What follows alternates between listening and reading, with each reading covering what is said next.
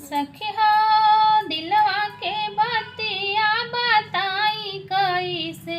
सखी हो दिलवा के बतिया बताई कैसे। हमर पियावा रुसल बा मनाई कैसे। हमर पियावा रुसल बा मनाई कैसे। हमरा के देखेला ता मुँह फेरी लेला।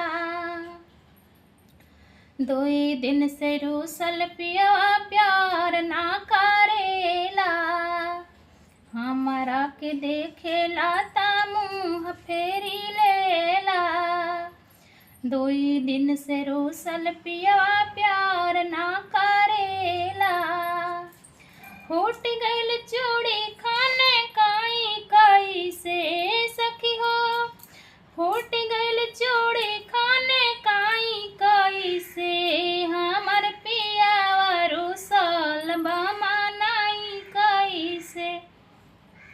हमर पियावा रुसल बा मनाई कैसे। सभे मारता नावा सहेली बोले बोलिया। उनका न नीक लागे तानी कोठी ठोलिया।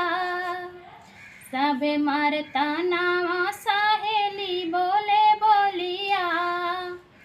उनका न नीक लागे तानी कोठी ठोलिया। बारी उमरिया समझाई कैसे। सखी हो बारी